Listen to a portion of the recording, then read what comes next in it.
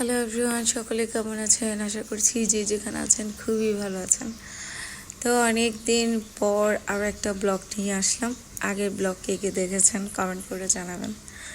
আর সকলে কেমন আছেন তাও কমেন্ট করে জানাবেন। আমরা আছি মোটামুটি, বেশি ভালো না। তো এখানে তো সকালেই একটু মার বাসায় গেলাম, কারণ হচ্ছে একটু কাজ ছিল, সেলাইয়ের কাজ ছিল, এটার জন্য কিছু ব্লাউজ সেলাই করছিলাম মাকে দিয়ে। তা আমি কেটে দিলে মা বানায়, কিন্তু ইদানিং তেমন কেটেও দিতে পারছি না। তারপরে একটু থেকে এগুলো দেখিয়ে দিই, মানে কোনটার মাপ কী ধরনের হবে।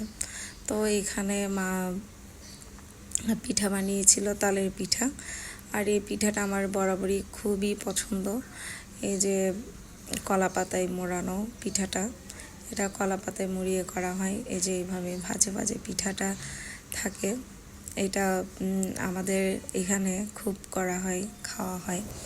তো কারা কারা খেয়েছেন এই পিঠা জানাবেন।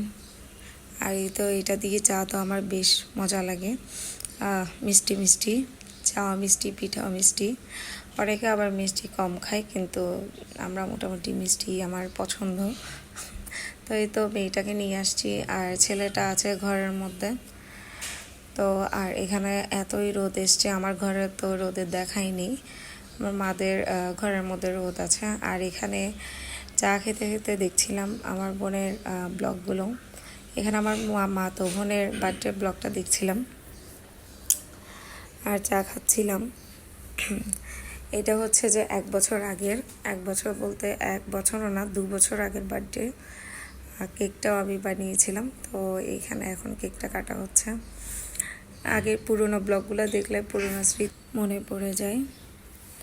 তো এই তো পিঠা মোটামুটি খেলাম, আর খেতে পারছি না, যদিও বা ফেভারিট, তারপরও আর খাওয়া যাচ্ছিল না, অনেক রয়ে গেছে। তো চিন্তা করছি বাসায় যাওয়ার সময় নিয়ে যাব, সেটাই করেছিলাম। আর এখানে দেখছি মা পুজো দিচ্ছিল। আমার মার পুজো দিতে অনেকক্ষণ টাইম লাগে, আরতি করে সুন্দর করে ভোগ নিবেদন করে, অনেকক্ষণ টাইম লাগে। তা আমিও পুজো দিয়ে গিয়েছিলাম, যার কারণে একটু বসে কাজগুলো করা যায় রিল্যাক্সে। ঘরে যদি কোনো কাজ বাকি থাকে না, তখন পরবর্তী যে কাজই করা হোক না কেন বাইরে গিয়ে, সেটাতে আর মন বসে না।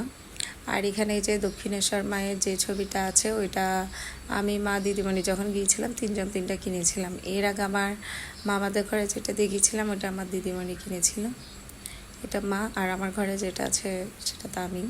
তো এই তো দুপুরে আসলাম, দুপুরে রান্নাবান্না চাপ ছিল না, কারণ হচ্ছে এখানে মুরগির রোস্ট আর হচ্ছে পোলাও অর্ডার করেছিলাম, চলে এসছে। এখন খাবো বসে সবাই মিলে। এটা হচ্ছে মুরগির রোস্টে ছিল। খাবারটা আমার একদমই ভালো লাগেনি, ওই যে কাবাবগুলো ছিল চিকেন কাবাব, এখানে ডাল দিয়ে একদম ভরে ফেলেছিল। তো মোটামুটি খাওয়া হয়েছে। এরপর এটা হচ্ছে সন্ধ্যার দিকে, এখন বাচ্চাদেরকে নিয়ে বসছি ট্রিগুন স্পাইসি নুডলস খাওয়ার জন্য, কোরিয়ানের। তো এই তো এখানে মশলাটা আর নুডলসটা আগে থেকে সেদ্ধ করে নিয়েছি। যেমন দেখিয়েছে ট্রিগুন স্পাইসি, ওইরকম অতটা স্পাইসি ছিল না, খাওয়া যাচ্ছিল। আমরা যেরকম ঝাল খাই তার থেকেও একটু বেশি, কিন্তু খাওয়া যাচ্ছে। তবে আমি ঝাল তেমন খেতে পারি না, আমার ছেলে খেয়েছে বেশিরভাগ, আমার মেয়ে তো টোটালি পারে না। আর এখানে এই যে সসটা দেখুন, একদম বের হবে পুরো কলিজা কালারের মতো, আর পুরো টকটকে লাল, যতটা যেমন দেখিয়েছে ততটা তেমন না। তো কারা কারা আমার ব্লগ দেখছেন জানাবেন। আর নতুন সাবস্ক্রাইবার যারা সাবস্ক্রাইব করেছেন তাদেরকে অসংখ্য ধন্যবাদ, আর পুরনো যারা সাবস্ক্রাইব করেছেন তাদেরকে অসংখ্য ধন্যবাদ। আর যারা সাবস্ক্রাইব করেননি আমার ভিডিও দেখছেন, প্লিজ সাবস্ক্রাইব করে আমার পাশে থাকবেন। আপনাদের ভালোবাসাই তো পেজ উঠবে, একটা চ্যানেল উঠবে। আপনাদের সাপোর্ট না থাকলে, আপনাদের ভালোবাসা না থাকলে, অনুপ্রেরণা না থাকলে তো এভাবে এগিয়ে যাওয়া সম্ভব না। তো যারা যেভাবে আমাকে সাপোর্ট করবেন, সেভাবে আমার পেজটা রানিং হবে, আমার চ্যানেলটা রানিং হবে। তো আপনাদের সাপোর্ট অবশ্যই কাম্য। তো আমার ব্লগ যদি ভালো লাগে অবশ্যই সাবস্ক্রাইব করে আমার পাশে থাকবেন।